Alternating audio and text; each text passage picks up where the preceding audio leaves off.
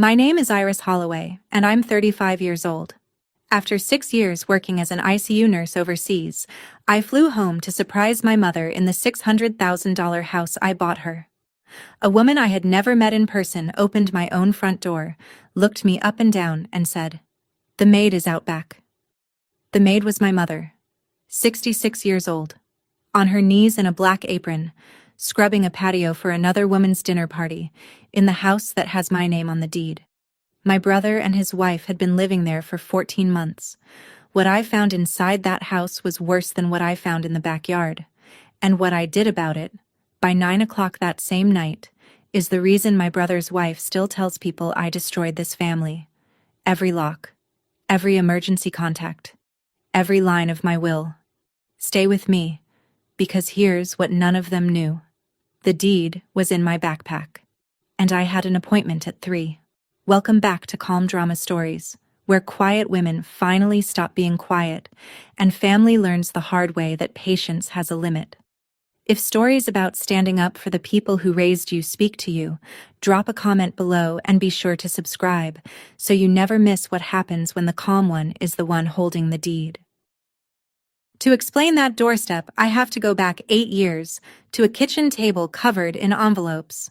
My father, Roy Holloway, died of a heart attack on a Tuesday in October. He was a good man with a bad heart and worse insurance. When the funeral was paid for, my mother Ellen was 58 years old, a seamstress who hemmed curtains for other people's beautiful houses, and she was sitting on $70,000 of his medical debt. I was 27. 2 years into nursing, working nights at a hospital outside Dayton. I picked up every extra shift they would give me. Weekends, holidays, double time on Christmas. It wasn't enough. The interest grew faster than my paychecks did. My brother Derek was 30, building his own life, his own house, his own family plans, and I don't blame him for that. Somebody had to stay standing, but somebody also had to jump. When I was 29, a recruiter called about an ICU contract in Abu Dhabi. Almost 3 times my Dayton paycheck, tax-free, housing included. I remember reading the offer twice and thinking, this is either abandonment or rescue, and I won't know which for years. My mother drove me to the Dayton airport herself. She pressed a tin of oatmeal cookies into my hands at security like I was 9 and going to camp. "Don't stay away too long, honey," she said. I promised her 2 years, 2 years to kill the debt, then home. Nurses run toward the thing everyone else runs from. Turns out that works on debt too. So I ran toward it. I flew 20 hours away from the only person who never asked me for anything, so I could take care of her. 6 years. I told her it would be 2. Remember that math, because my brother certainly never did. People hear nurse overseas and picture palm trees. Here is what it actually looked like. 12-hour shifts in a unit where nobody spoke my language except the monitors. Christmas mornings spent charting vitals while my family opened presents on a screen. My Aunt Carol's funeral, watched on a phone propped against a break room coffee machine. My engagement, ended politely in year 2 by a good man who said he couldn't marry a time zone. I paid off the last of Dad's $70,000 in year 3. I stood in a hospital stairwell with the confirmation on my phone and cried for exactly 1 flight of stairs, then went back to work. And then I did something that made all of it make sense. I opened a savings account and named it Roses. My mother has wanted a rose garden her whole life. Her parents cleaned schools for a living. She grew up scrubbing other people's floors, then sewed curtains for other people's windows for 40 years, and every house she ever loved belonged to someone else. When we were kids, she'd slow the car down past the pretty craftsman houses on the north side and say, "Someday, a yard with good sun." She never once asked for it out loud. That was the whole point of her. So every month, after rent and remittances, money went into Roses. Year 4, the account crossed $200,000, and I started calling realtors back home on my nights off. Some daughters send flowers on Sunday. I was saving up to send the whole garden. Every Sunday we talked, and every Sunday she asked if I was eating enough, and I looked at that account balance and kept my mouth shut. It was the best secret I ever kept. it was also the last year my secrets were the good kind. 2 years ago, I bought my mother a house. A 2-story Craftsman on Maplewood Court in Beaver Creek, Ohio. $600,000. Big kitchen, deep porch, and a backyard with good sun, the kind she used to slow the car down for. I put $210,000 down, everything in roses plus a little more, and took the mortgage in my name, auto-paid from my account overseas. I closed on it over a video call at 2 a.m, Gulf time, signing papers while the desert was still dark. Our family lawyer in Dayton, Tom Berrigan, handled it. He's 60, careful, the kind of man who reads every line twice. He gave me one piece of advice I didn't fully appreciate at the time. "Keep the title in your name for now," he said. "Scammers target widows who suddenly own property. And frankly, Iris, keep it protected from anybody's creditors. Anybody's." I remember there was half a beat of silence on the line, because we both knew my brother's business troubles had started, and neither of us said his name. The plan was simple. On my next long trip home, we'd sign a trust giving Mom the house for life. Airtight. Forever. Until then, my name stayed on the deed and I told almost no one. Mom told people her daughter helped with the down payment, because she didn't want Derek to feel small. I let her say it. That little kindness of hers will matter later, so hold on to it. The day she got the keys, she stood on that porch and cried into the collar of her coat. And then she planted roses before she unpacked a single box. She called it the house that Iris built. My father used to say, "Take care of your mother." Not with words. I thought I finally had. I had no idea the hard part hadn't even started. Now I need to tell you about my brother, and I'm going to try to be fair, because for most of my life, Derek was worth being fair to. 38 years old. Construction manager. 15 years in. The guy who could read a blueprint upside down and shake every hand on a job site. He had a house, a truck, and a wife, named Melissa, he married at the courthouse 3 years ago, while I was mid-contract and couldn't fly back. I'd only ever seen her once, on a blurry video call where she waved from the edge of the frame and never quite sat down. Melissa grew up hard. Renters. Always. When she was 12, a landlord put her family's furniture on the curb, and her classmates walked past her mother's mattress on the way home from school. She told Derek she would never rent again. I understand that scar. I just didn't know yet what she'd be willing to do to keep it covered. 18 months ago, Derek's company went under. No warning, no severance, gone. 2 months later, the bank took his house. He called me exactly once during all of it, not to ask for help, to refuse it. I offered him a loan, quietly, no interest, no deadline, family terms. He let the silence go long, and then he said the sentence I've been hearing in my head ever since. "You write checks, Iris. I show up. That's the difference between us." Then he laughed like it was a joke, and neither of us believed him. He would rather drown than take a rope from his little sister, because taking the rope meant admitting he was in the water. Pride is expensive. I just didn't know yet who'd be paying the bill. 2 months after the foreclosure, my mother called me with a small favor to ask. 14 months ago, my mother's Sunday call started with, "Honey, don't be mad. Never a good opener. Derek and Melissa need a place to land. Just a few weeks until he finds something." The house had 4 bedrooms and 1 widow. Of course I said yes. I want that on the record. I said yes, because she wanted to help her son, and it was her home to share. I only set 2 conditions, and I set them out loud with Derek on the call. Temporary. And Mom is the lady of the house. Full stop. Derek was gracious. Charming even. In that way he could turn on like a porch light. "We'll take better care of Mom than she takes care of us," he said, and Melissa's voice floated in from somewhere off screen, bright and sugared. "We're so grateful, truly." That was the second time I ever heard my sister-in-law. Both times, off camera.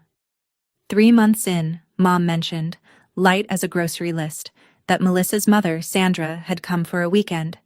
Sandra's landlord had jacked her rent 40%, and she needed a breather. The weekend became a month. The month stopped being counted.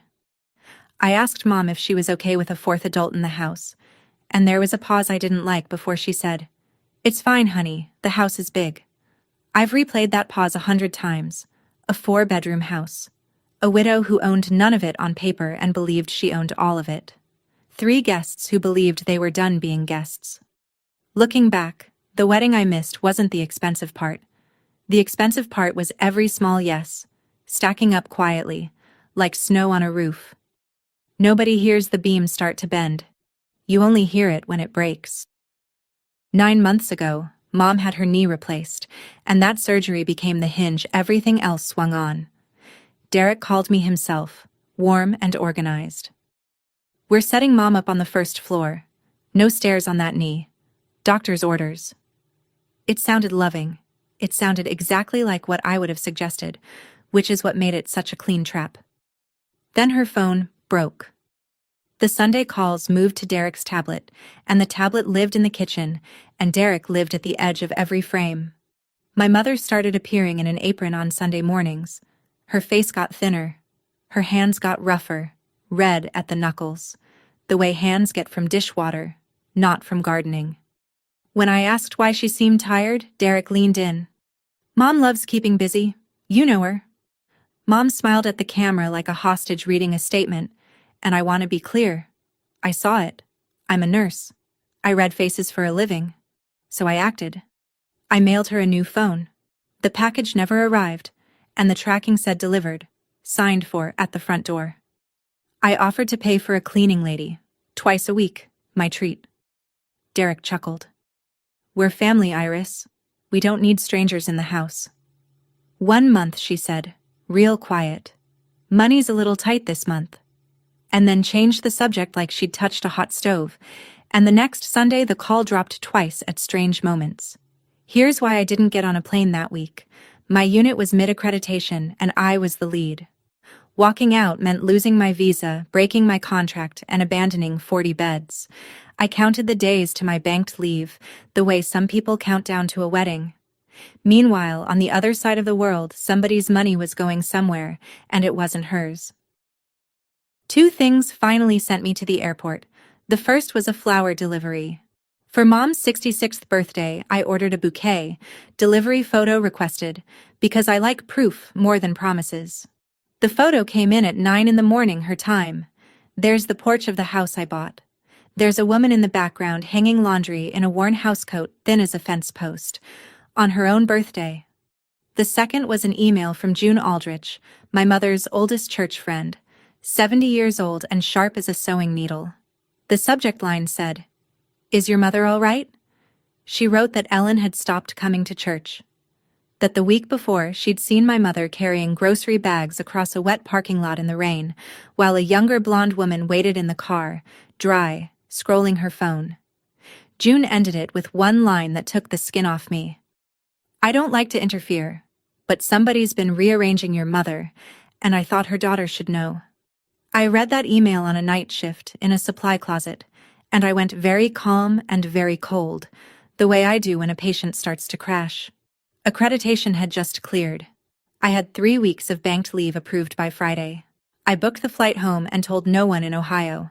Not Mom, especially not Derek. Then I emailed Tom Berrigan and confirmed the appointment we'd been planning for 2 years. Friday, 3 o'clock, sign the trust. I printed the whole file and zipped it into my backpack. Deed, mortgage, closing papers. Paper weighs almost nothing and it still holds a house up. 20 hours in the air, and I rehearsed one sentence. "Surprise, Mom." I never got to say it. The taxi turned onto Maplewood Court at 10:40 on a Friday morning, and there was a strange SUV parked in my mother's driveway like it had grown there. I rang the doorbell of the house I bought like a saleswoman. Ball cap, sunglasses, backpack, 20 hours of airplane on me. The door opened on a blonde woman in a silk robe with a coffee mug, and I knew her from one blurry wave 3 years ago. Melissa, my sister-in-law, in my doorway, looking me over the way you check produce. What I didn't know yet was that she'd posted an ad that week for a part-time girl to help clean before her dinner party. So when she saw a tired woman in a ball cap on the porch, she didn't see family. She saw the help arriving. "Oh, you're here about the cleaning?" she said, already turning away. "The maid is out back. She'll show you what needs doing." The maid. Then her phone rang, and she answered it, and she left my own front door hanging open behind her like I was a draft. I stood there 1 second, 2, letting that sentence finish landing. Then I stepped into my own foyer like a stranger. New smell, some candle called ocean something. New photos on the mantle, Melissa and Derek at the courthouse, Melissa on a beach, Melissa's mother holding a wine glass. The spot where my father's picture used to hang held a framed sign that said, "Bless this home." Somewhere upstairs a television talked to an empty room, and from the backyard came a sound I knew before I could name it, a scrape and a slosh. Patient. Over and over. A scrub brush on stone. Somebody was on their knees out there, getting a patio party ready. I walked toward the sound with my heart going like a code alarm, and I already knew. The way you know bad news through a door, exactly who I was about to find. My mother was on her knees on a folded foam pad, scrubbing the patio in a black apron. 66 years old, 9 months off a knee replacement, kneeling on stone. Her rose bushes, the whole reason for the yard with good sun, had been shoved into a shady corner in plastic pots to make room for a new party set with the tags still on. I said, "Mom." She turned, and for half a second I got the whole sunrise, her entire face lifting, my name breaking open in her mouth. "Iris." And then, I will never forget this, the light slammed shut. Her eyes went to the house, to the windows, checking. She got up wincing on that knee before I could reach her, gripped my arms and whispered in her own backyard, "Oh, honey, you can't just... They don't like surprises." They. She was whispering. My mother hugged me hard, then held me at arm's length like contraband, like something she'd get in trouble for. Her wrists were thinner than her gardening gloves. Her knuckles were cracked and red, dishwater hands, floor scrub hands, and the last time I'd held those hands they smelled like rose fertilizer and peppermint lotion. I kept my voice level, nurse level, and asked why she was scrubbing the patio. "Melissa's having her supper club tonight. I don't mind, honey. It keeps me busy." Keeps her busy. Where had I heard that? I asked why she was wearing an apron in her own yard, and she looked down at it as if she'd forgotten it was there. And then she said the thing that told me the shape of everything. "Don't say anything about the money, please." And then she stopped herself, both hands over her mouth, eyes wide, like the words had escaped on their own. She wouldn't explain the money, not yet, so I asked her to show me her room instead, and that's when the tour of my own house became a crime scene walk. She led me in through the kitchen door, past a counter crowded with party trays, to the sunroom off the laundry, a folding bed, a card table with her pills lined up in a plastic organizer, cardboard boxes labeled Ellen in somebody else's handwriting, stacked 3 high, still packed after 9 months. Her wedding photo with Dad sat on the windowsill next to a bottle of dish soap. The washer and dryer shared a wall with her pillow. That was her room. Upstairs, she told me, plain as a bus schedule, Derek and Melissa had the master bedroom. Because of my knee, honey, the stairs. Sandra had Mom's old bedroom, the one with the good morning light. The 3rd bedroom was Melissa's craft room now. The rose wallpaper Mom picked out the week she got the keys, the paper she'd waited 60 years to choose for a room of her own, had been stripped. "Melissa says florals date a house," Mom said, and there wasn't 1 ounce of anger in it, which is the part that scared me. Anger has a bottom. Acceptance doesn't. On the refrigerator, held by a magnet from a pizza chain, was a laminated sheet titled House Schedule. Ellen. Laundry, Monday, Thursday. Ellen. Bathrooms, Tuesday. Ellen. Dinner, daily, 6 o'clock.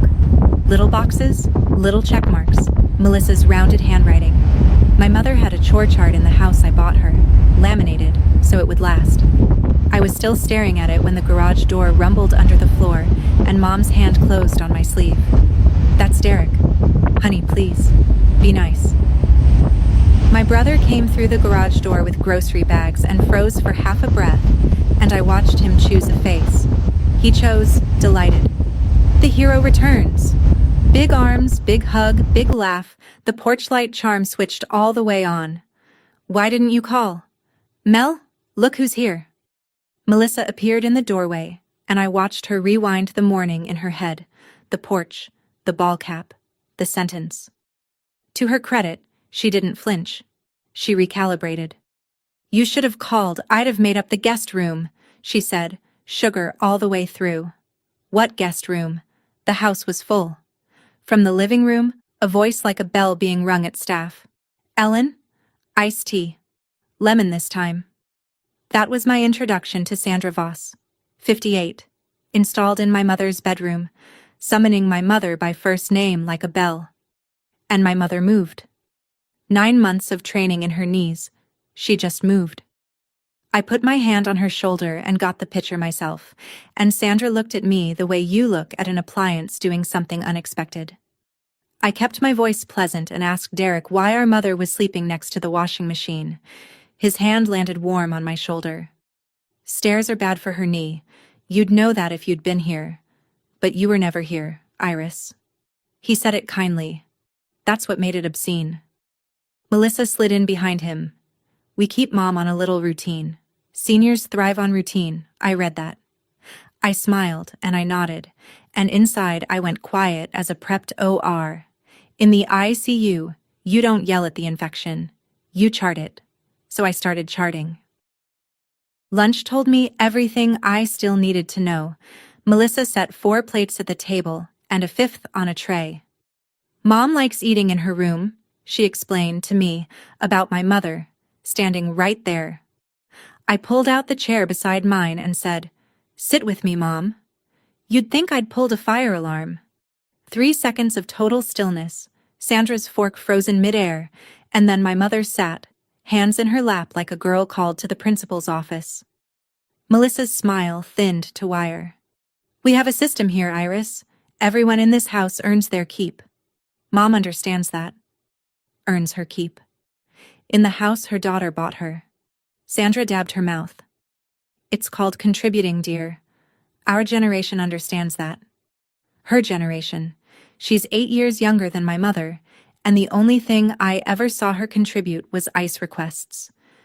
Derek talked through all of it, loud and sunny, filling the room with plans. The yard was getting a fire pit. The porch needed composite decking. And down the line, who knows, he said, waving his fork at the walls. We fix it up right. Maybe sell. Get something with acreage. Sell. He said sell, easy as passing the salt, about a house that wasn't his, while our mother kept her eyes on her plate and I did the arithmetic of 14 months of quiet in her shoulders. Nobody at that table knew what was zipped inside the backpack hanging off my chair. I stood up, kissed the top of my mother's head, and said I needed to run to the bank after the long flight. It was even true. Melissa waved. Derek said, take the truck. I took the rental, and I took the mail I'd seen on the counter too.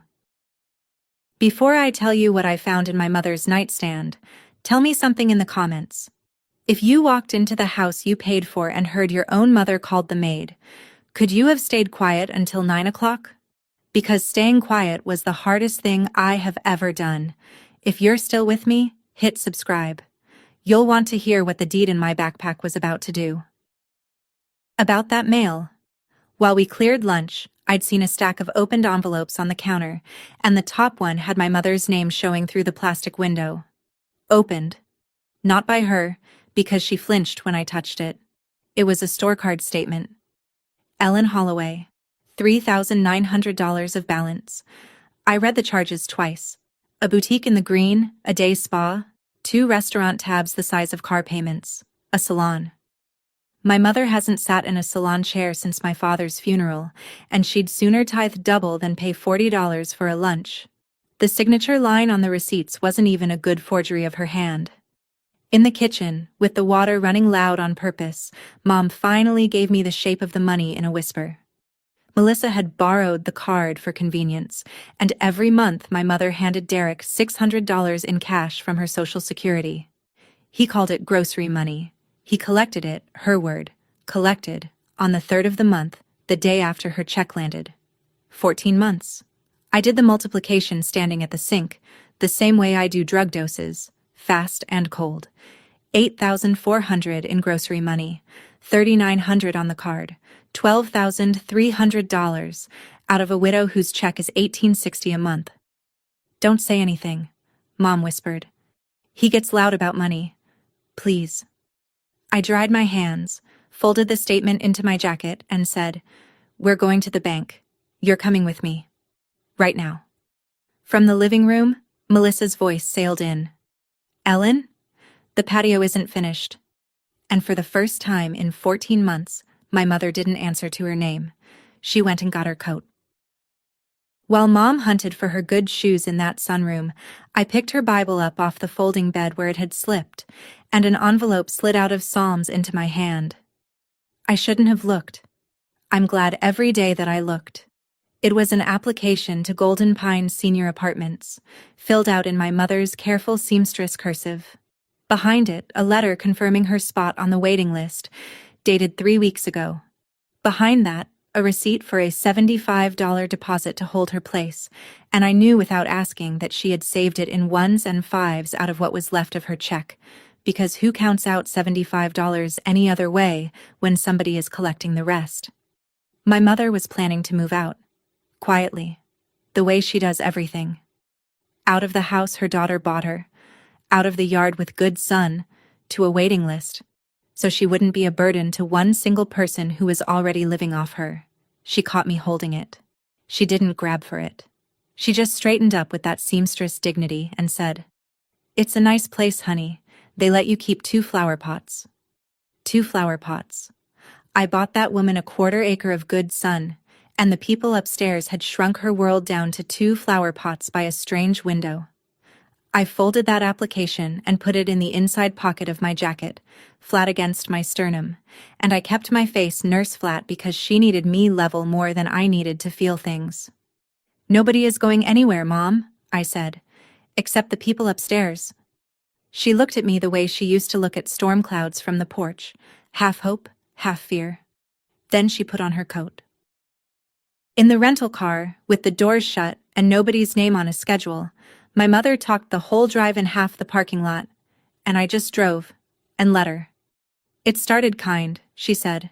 "It really did. Derek fixed the gutters. Melissa cooked. Then the knee surgery, and the move downstairs that was doctor's orders. And somehow her furniture never came back down with her, just boxes. Then the schedule showed up on the fridge, laminated. Just to keep things fair. Her phone never came back from the repair shop, because a family plan on Derek's account was cheaper. Every step had a reason you couldn't argue with at the time. "That's how it works," she said. "Nobody ever asks you to hand over your whole life at once. They ask for one hallway at a time." And why didn't she tell me? She turned her wedding ring around her finger. "If you came home early, you'd lose the job, the visa, everything you bled for. I wasn't going to cost you your life twice." Twice.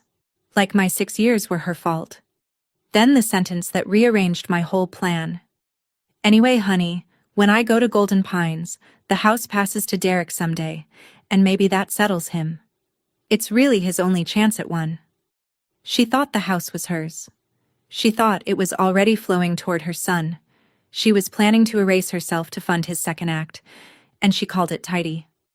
My hands were absolutely steady on the wheel, 10 and 2. "Mom," I said, "the house was never yours to leave him. It's mine. My name, alone, on the deed. And by tonight it'll be yours in a way nobody can ever touch." She turned in her seat. And for the first time all day, my mother looked like my mother. First Dayton Savings, 10 minutes from the house. I asked the teller for 14 months of statements on my mother's account, printed and stamped, and while the printer worked, an older teller with reading glasses on a chain leaned in, lowered her voice, and said, "We flagged some activity on this account once, ma'am. The gentleman said it was rent." The gentleman. On the account. Because 9 months ago, right after surgery, Mom had added Derek as an authorized user. To help with the bills while I was on the walker. She'd tried to undo it back in the spring, she told me, standing right at this counter, but removing him required both parties present, and Derek stayed busy for 3 straight months of Saturdays. Busy. The statements came off the printer warm, and there it was in black and white. The ugliest rhythm I've ever read. Social Security lands on the 2nd. 600 cash out on the 3rd. 14 times, like a metronome. Plus the odd 100 here, 60 there, gas stations, a sporting goods store. My mother pays for the privilege of scrubbing the patio. We fixed what could be fixed on the spot. New account, her name and mine, new passwords, her Social Security redirected into it starting next cycle. The old account, frozen for review, with the branch manager's card stapled to a dispute form about the card charges. I didn't raise my voice once. Paper doesn't need volume. Mom signed everything with that careful cursive, a little taller with each signature, and as we stood up, her phone buzzed on the counter. The cheap spare Derek had finally granted her on his family plan. A text from Melissa. Party at 6. Guests at 6:30 sharp. Wear the black apron. Mom read that text in the bank parking lot, and her thumb hovered over the reply. 14 months of yes ma'am loaded up in one thumb. I took the phone, gently, and read it again. Party at 6. Guests at 6:30. Wear the black apron. And something in me went very still and very clear, because do you see what Melissa had just done? She had rented a stage. She'd invited an audience, 6 women from the neighborhood and the church, into my house, tonight, to watch her play Lady of the Manor with my mother as the staff. Every witness I could ever want, hand-delivered, with place cards. She rented the stage. I decided to change the play. But I've spent 6 years asking patients for consent before I so much as move a pillow, and I wasn't going to steamroll my mother the way they had. So I asked her, straight, in the car. If I end this tonight, in front of people, papers on the table, can you stand next to me while I do it? She was quiet for a block and a half. Then she looked at her hands, those cracked knuckles, and she said, I've been embarrassed for 14 months, honey. One more night won't kill me, but it might just cure me. That's my mother. 40 years of hemming other people's curtains, and she can still cut fabric with one sentence. I checked the dashboard clock. 2:41. Lawyer at 3. Locksmith on standby for 7:30. I'd booked him from the bank lobby like a normal errand. Guests at 6:30. I had one afternoon to take my house back, and for the first time since that doorbell, I felt like I was on shift. Calm. Gloved. On time. Tom Berrigan's office smells like old paper and lemon polish, and it is my favorite smell in Ohio. 3 o'clock. The appointment I'd made from the other side of the world, back when this trip was supposed to be a happy surprise. The deed came out of my backpack a little creased from 20 hours of flying, and Tom flattened it with one hand like he was calming a nervous animal. Then we went to work, and by 4 o'clock, 4 signatures at a time, we had rebuilt the ground under my mother's feet. First, the trust. 2 years in the drafting, the house into it, with Ellen Holloway holding the right to live there for the rest of her life. Untouchable. Not by creditors, not by charm, not by anybody's second marriage, and I said, not even by me, and made Tom write it that way. Second, my will. The old one, written at 29 with airport sentimentality, split everything between Mom and Derek, half to the brother who showed up in case something happened to me abroad. Every line, Tom, I said. Rewrite every line. The new one. Everything to Mom. And after her, a nursing scholarship in the name of Roy and Ellen Holloway. Derek's name doesn't appear. It isn't rage, it's accuracy. Third, 3 letters on letterhead, revoking permission to occupy the property. Effective tonight, 1 each. Derek Holloway. Melissa Holloway. Sandra Voss. Fourth, a repayment agreement. $12,300, $250 a month, drafted and hungry for a signature. Tom reviewed the plan for tonight, the 2 options I'd offer them, and permitted himself one lawyer smile. People who leave by choice can't play the victim later, he said. Then he asked what got me on the plane, and I told him about the doorstep and the sentence.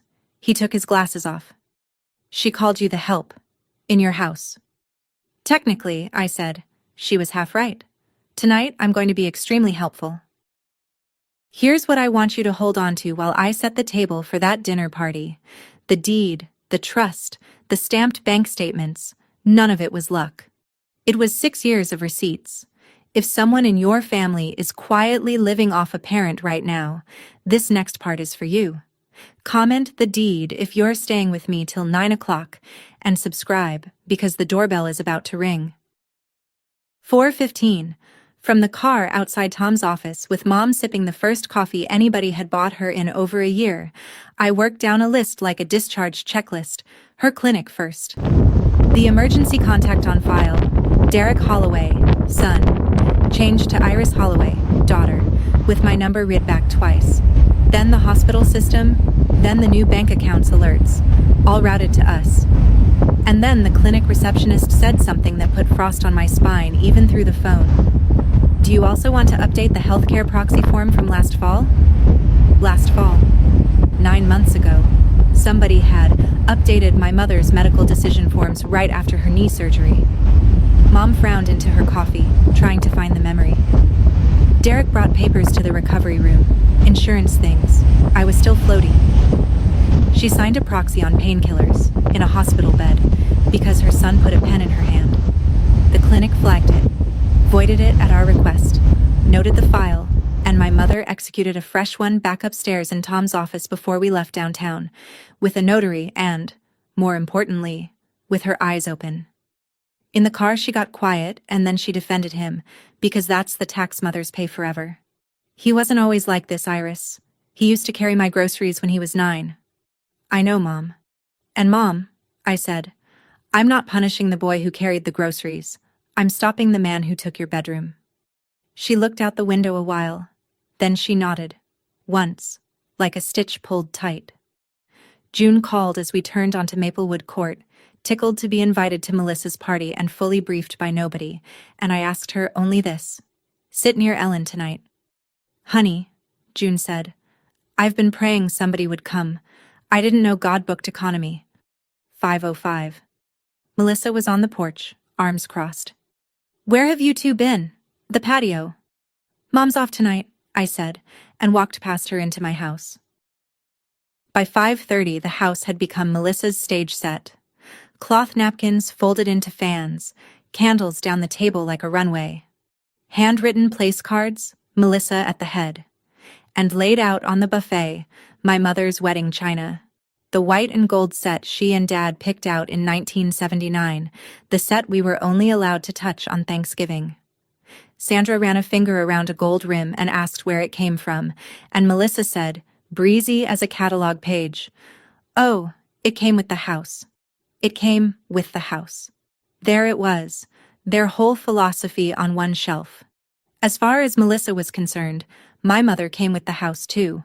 Fixtures and fittings, an appliance that did bathrooms on Tuesdays. Sandra started in. Ellen, the ice. And I stepped into the doorway between them. I've got the ice, Sandra. She blinked at me like the dishwasher had spoken. Then Melissa came at us with the black apron over her arm, holding it out to my mother in front of me, and her eyes never left mine. It was a dare. Guests are coming, she said sweetly. We all play our part.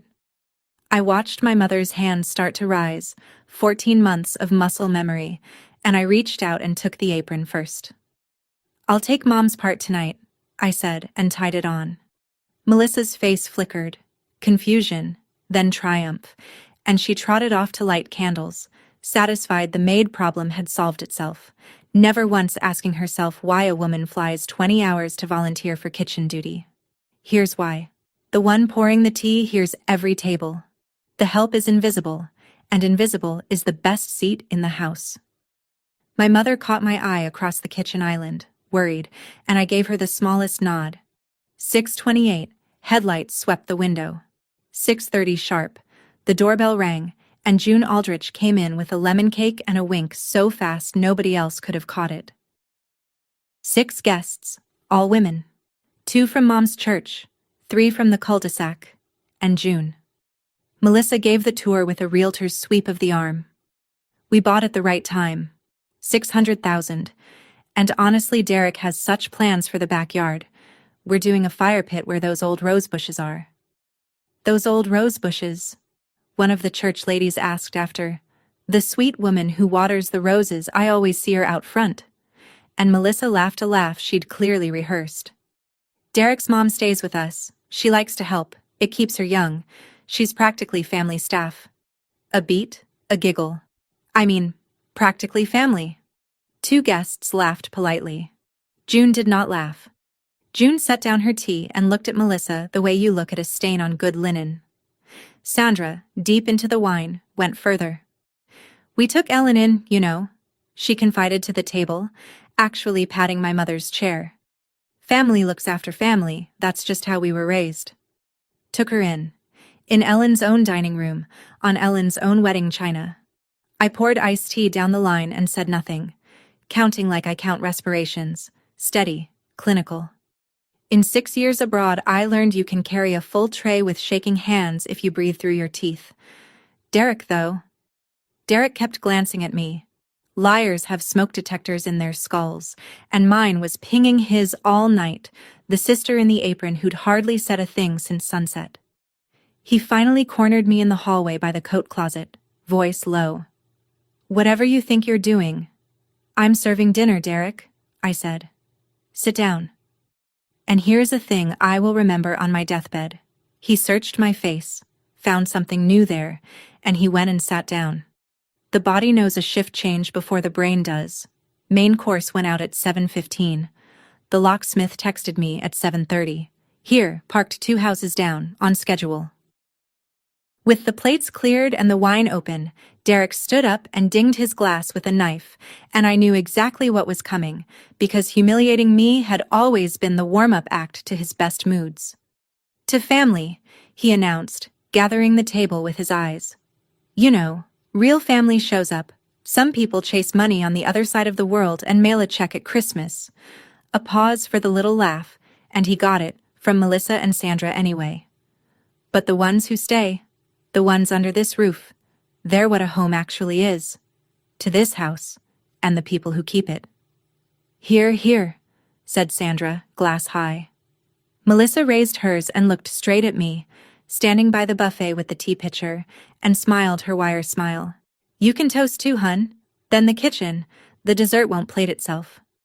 One of the cul-de-sac women leaned toward her neighbor, not quietly enough. Isn't that Derek's sister? Melissa answered for the whole room. The one who works abroad. She's shy. And that's when my mother put her fork down. Ellen Holloway, 66, pushed back her chair and stood up at that table, knee and all, hands trembling, chin not trembling, and said, louder than I'd heard her speak in years, her name is Iris, and this... Mom. Derek's voice came down like a gavel. Sit. The table went dead. 6 guests suddenly fascinated by their napkins, my mother standing alone in the silence her son had built around her for 14 months. And that, right there, was the last brick.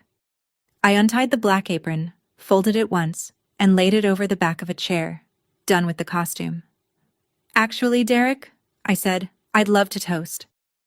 I lifted my backpack from the hook by the hutch, took out a pale yellow folder and set it down on the tablecloth next to the lemon cake. But first, one question. The room did that thing rooms do when the temperature changes. Everybody still, nobody breathing loudly. I kept my voice at handoff report level, flat and clear. Since we're toasting this roof, Derek, tell the table. Whose name is on this house? He snorted, but his eyes went to the folder. It's Mom's house. Family house. What is this? Melissa. Whose name? Melissa's chin came up. What kind of question? Sandra? Sandra pressed a hand to her chest, wine flushed, delighted to be called on. Ellen's, obviously, and one day, when the Lord calls her home, it'll... And she stopped herself one breath too late, one greedy breath, and every woman at that table heard where the sentence was going. It'll be ours. June set her teacup down in its saucer with a click that sounded like a judge's gavel in the quiet. I opened the folder. I took out the top page and slid it across the tablecloth, passed the candles until it stopped in front of my brother. Warranty deed, I said. Greene County. Read the grantee line out loud, Derek. You always told me I just write checks. I tapped the page once. Well, this is the biggest one. He picked it up. He was smiling when he started reading, the last smile of a man certain the world still owed him a break, and I watched the smile die of natural causes halfway down the page. His lips actually moved, and then the color left my brother's face in one smooth drain, top to bottom, the way it leaves a patient about 30 seconds before the monitors start telling you what you already know. Melissa said, "Derek?" He didn't answer. Sandra said, "Derek? What does it say?" He didn't answer.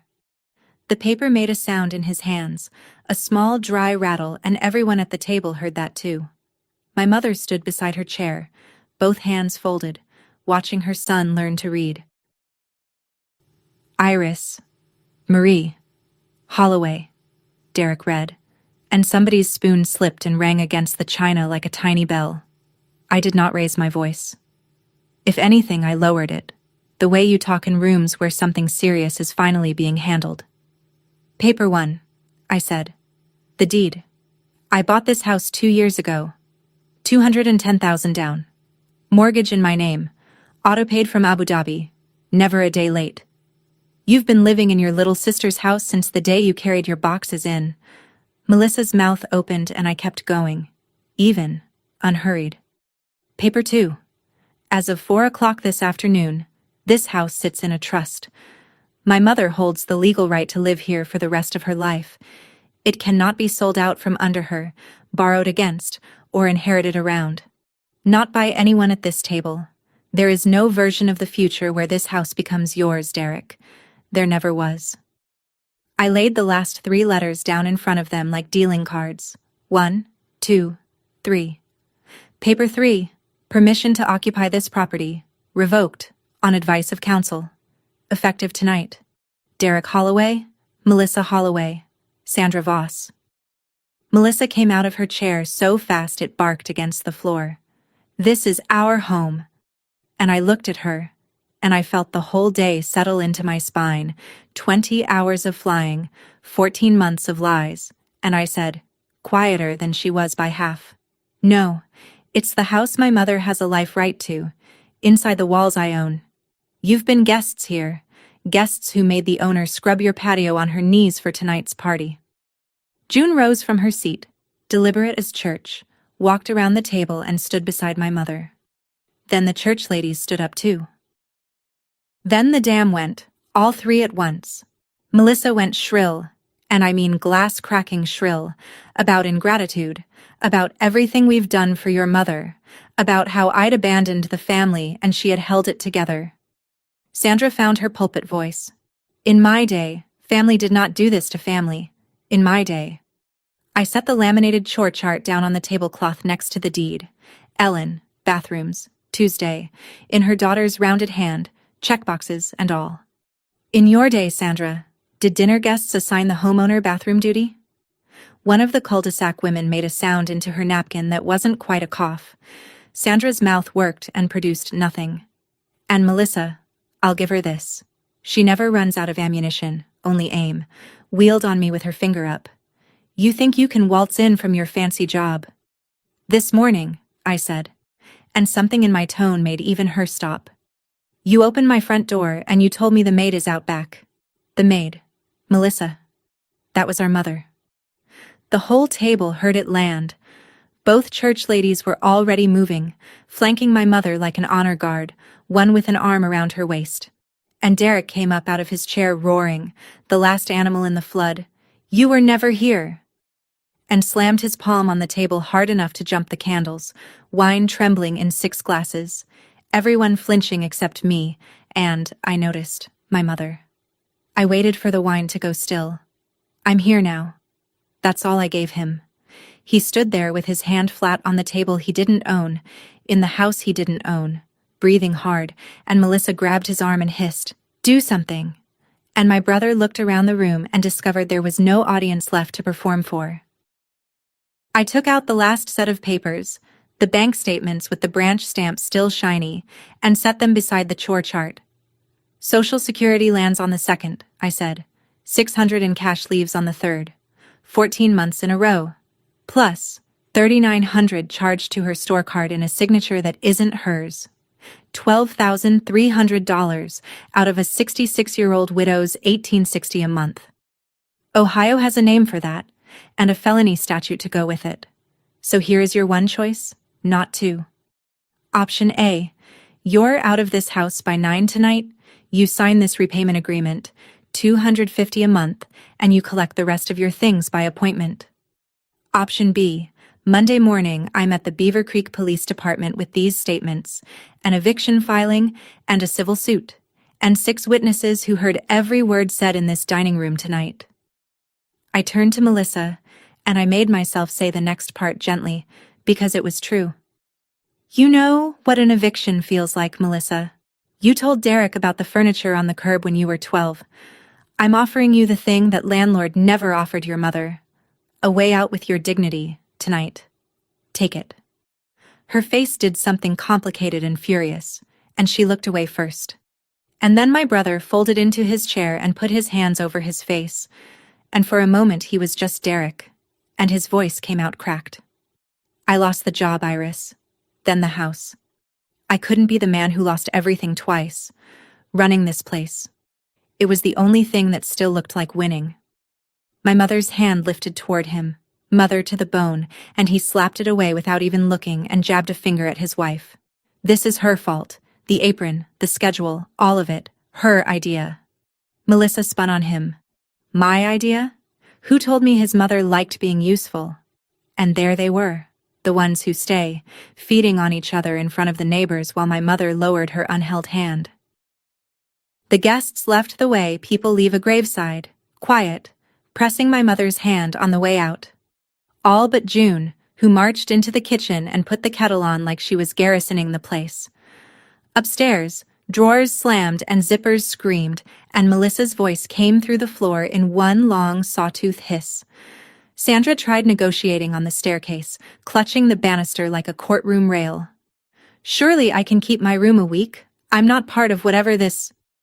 Your daughter's cousin has a couch, Sandra. You have until 9. Derek signed the repayment agreement at the kitchen table, my father's old oak table, hunched over it while June's kettle ticked. He signed with a pen from his dead company, the logo half worn off under his thumb. I noticed, and I let it alone. Some things collect their own debts. At 7:30 on the dot, the locksmith had arrived. Quiet man, drill like a dentist's. And now he moved from door to door while suitcase wheels growled down the driveway behind him, and I stood in the hall listening to the 2 sounds braid together, new locks going in, old tenants going out. If satisfaction has a soundtrack, it's that. 8:52. Melissa came down last, dragging the big suitcase, hair undone, robe swapped for street clothes, and she stopped at the console table and threw the house keys down hard enough to scratch the wood. She got her face close to mine. You'll die alone in this house. I held the door open for her. No. My mother almost did. Drive safe. And I closed the door behind her, softly, with the click of a woman who has nothing left to slam about. 8:57. The SUV's headlights raked the curtains once and slid away down Maplewood Court for good. At 9 o'clock exactly, the locksmith put 2 sets of new keys in my hand, one for my mother, one for me, and the new deadbolt turned over with a deep, oiled click, the most peaceful sound I'd heard in 6 years. I ran the checklist out loud because nurses close out a shift properly. Locks. Every door. Done. Emergency contacts. Her clinic, her hospital, her bank, changed that afternoon. Derek's name gone from every file.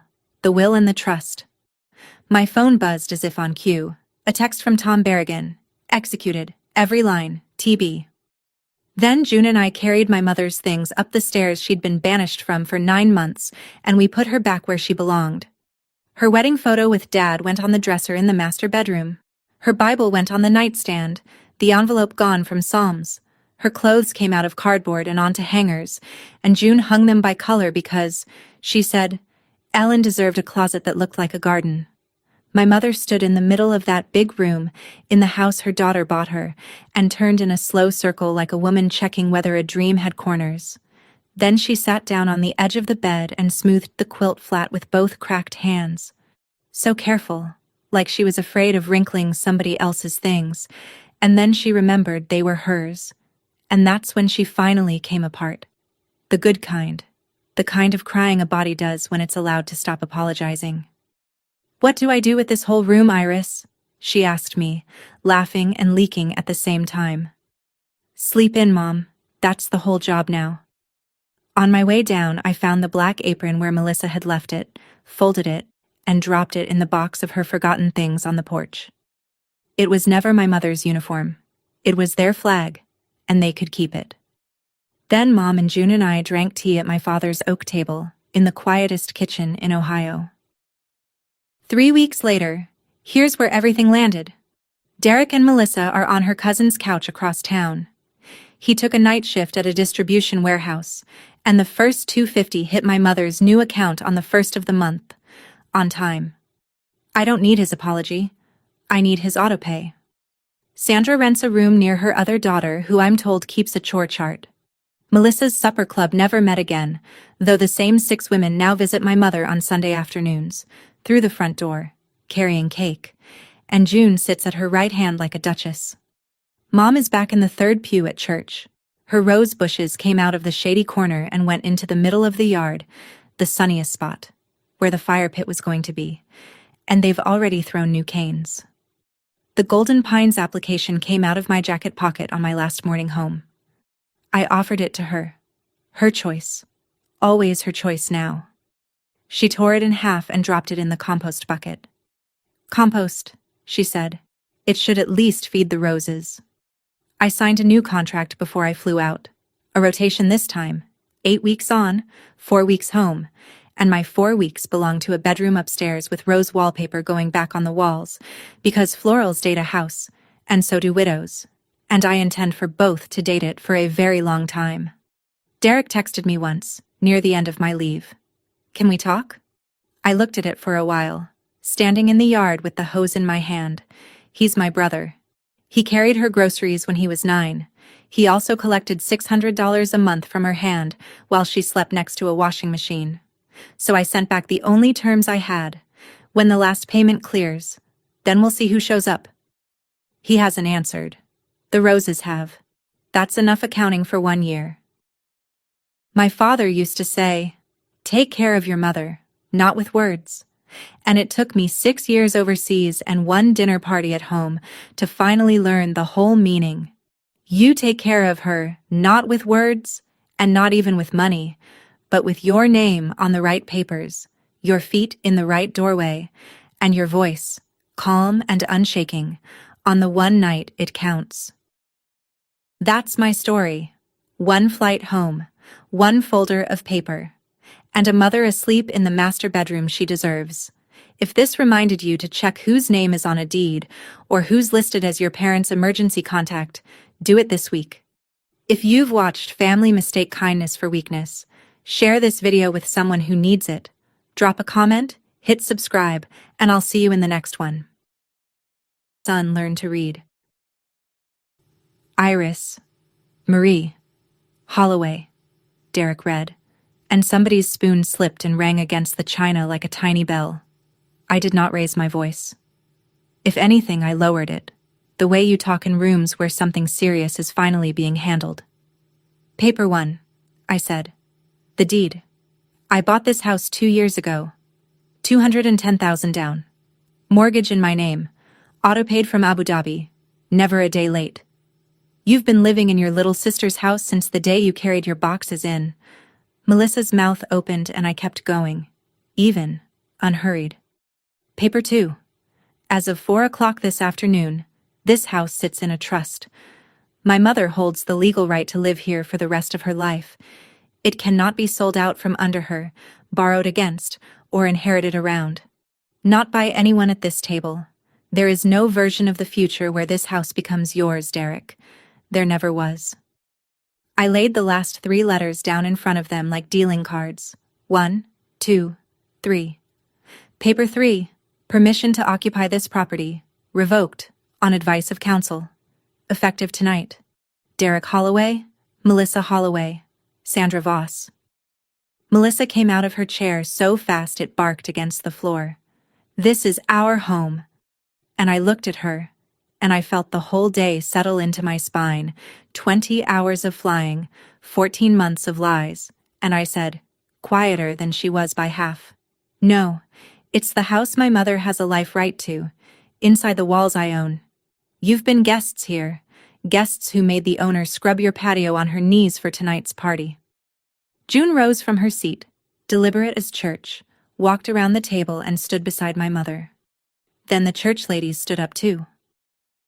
Then the dam went, all three at once. Melissa went shrill, and I mean glass-cracking shrill, about ingratitude, about everything we've done for your mother, about how I'd abandoned the family and she had held it together. Sandra found her pulpit voice. In my day, family did not do this to family. In my day. I set the laminated chore chart down on the tablecloth next to the deed. Ellen, bathrooms, Tuesday, in her daughter's rounded hand, checkboxes and all. In your day, Sandra, did dinner guests assign the homeowner bathroom duty? One of the cul-de-sac women made a sound into her napkin that wasn't quite a cough. Sandra's mouth worked and produced nothing. And Melissa, I'll give her this. She never runs out of ammunition, only aim, wheeled on me with her finger up. You think you can waltz in from your fancy job? This morning, I said, and something in my tone made even her stop. You opened my front door and you told me the maid is out back. The maid. Melissa. That was our mother. The whole table heard it land. Both church ladies were already moving, flanking my mother like an honor guard, one with an arm around her waist. And Derek came up out of his chair roaring, the last animal in the flood, "You were never here!" and slammed his palm on the table hard enough to jump the candles, wine trembling in 6 glasses, everyone flinching except me, and, I noticed, my mother. I waited for the wine to go still. I'm here now. That's all I gave him. He stood there with his hand flat on the table he didn't own, in the house he didn't own, breathing hard, and Melissa grabbed his arm and hissed, "Do something!" And my brother looked around the room and discovered there was no audience left to perform for. I took out the last set of papers, the bank statements with the branch stamp still shiny, and set them beside the chore chart. Social Security lands on the 2nd, I said. 600 in cash leaves on the 3rd. 14 months in a row. Plus, $3,900 charged to her store card in a signature that isn't hers. $12,300 out of a 66-year-old widow's $1,860 a month. Ohio has a name for that, and a felony statute to go with it. So here is your one choice, not two.